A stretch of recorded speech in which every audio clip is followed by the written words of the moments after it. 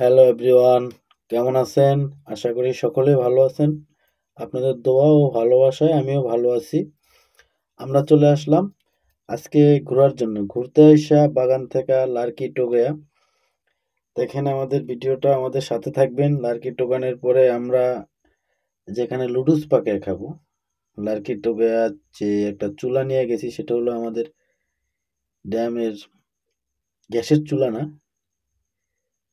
তেলের টিন কেটে একটা চুলা বানাইছি। বানায় এখানে বাগান থেকে লার্কি টোগেয়া আমরা সেখানে যে লার্কি দিয়ে ধরায়া তারপরে সেখানে লুডুস পাকানোর একটা পরিবেশ করতেছি। আমরা অনেকে গেছিলাম সারাদিন ঘোরাঘুরার পরে, পরিবেশটা অনেক সুন্দর ছিল। আর এই সুন্দর পরিবেশে হালকা ঠান্ডা ওয়েদার, একটু রোদ, মিষ্টি মিষ্টি রোদ সব মিলে একটা সুন্দর একটা ট্যুরে করলাম। তো আশা করি ভিডিওটা পুরোটা দেখলে আপনাদের কাছে ভালো লাগবে। আমরা এই ৫-৭ জনে এখানে লার্কি টোগা মাছ, চিংড়ি মাছ নিয়ে গেছি। যা যা লাগে লুডুস খেতে সবকিছু আমরা নিয়ে গেছি। নেওয়ার পরে সেখানে আমাদের বাবুর্চির মতো একজন ভাই ছিল, খুবই খুবই দক্ষ। লুডুস এত সুন্দর লুডুস পাকাইতে পারে, মনে হয় বাসায় এত ভালো লাগে না। খাওয়া পাকানোর পরে খায়া দেখলাম। সারাদিন সেখানে ঘোরাটুরার পরে লুডুস পাকাইতে আসলাম। এই যে পেঁয়াজ কুচাইলাম, পেঁয়াজ মরিচ এগুলা কুচাইলাম।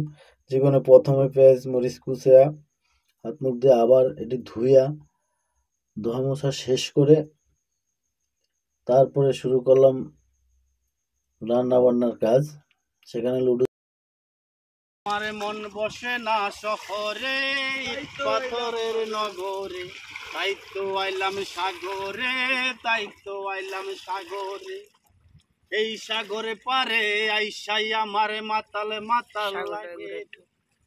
এই রূপ দেখিয়া মন পিঞ্জিরায় সুখের পক্ষী ডাকে। এই পারতাম যদি থাইকা যাইতে এই সাগরের পারে, এই পারতাম যদি থাইকা যাইতে এই সাগরের পারে। তারপরে মনের আনন্দে নদীর পাড়ে বসে একটা গান গেলাম। এখান দিয়ে আমাদের লুডুসের পাক চলতেছে। লুডুস গরম পানির ভিতরে সিদ্ধ দেওয়া হয়ে গেছে। সিদ্ধ করার পরে আমরা এগুলো, যে চুলাটা নিয়ে একটু ঝামেলা ছিল, বাতাস ছিল যে সেই কারণে চুলাটা ধরাইতে একটু ঝামেলা হয়েছিল।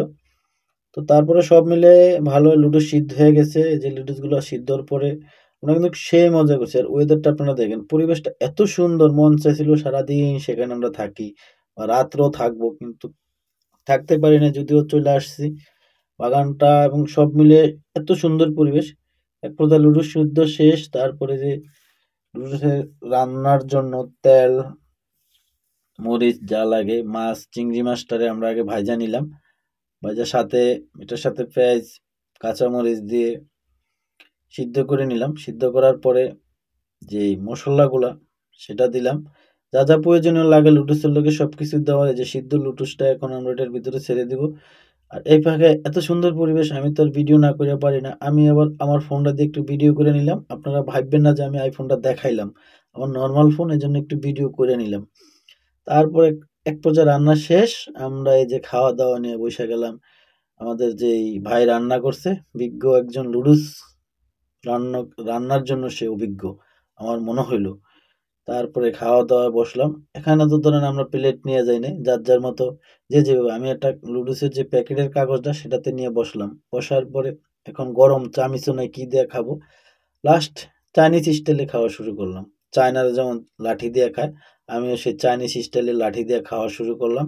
আমার খাওয়া দেখে সবাই অবাক। আমি বাঙালি হয়ে কেন চায়নাদের মতো এই খাওয়া শিখলাম। তারপর ওইভাবে খাইলাম। আর আমাদের সাথে ছিল এক মোটু ভাই। মোটু ভাই তো খাওয়ান ধরলে কোনো হুঁশ থাকে না।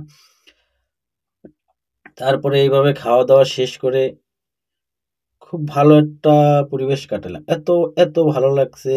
শীতের প্রথমে তো ঘুরতে যাইতে পারি নাই। এই ঘোরার পরে খাওয়া দাওয়া শেষ, প্লেট টেলেট দেওয়ার পরে সব পরিষ্কার করে সেখান থেকে প্লেট যেগুলা ছিল এগুলা, যেটাতে রান্না করছি পরিষ্কার করে এগুলা ধুয়ে টুইয়া আমরা চলে যাব যে নৌকা। এই যে একটু পানি খেয়ে নিলাম, পানির গ্লাসও নাই, ওই প্লেটে করে পানি খেয়ে নিছি।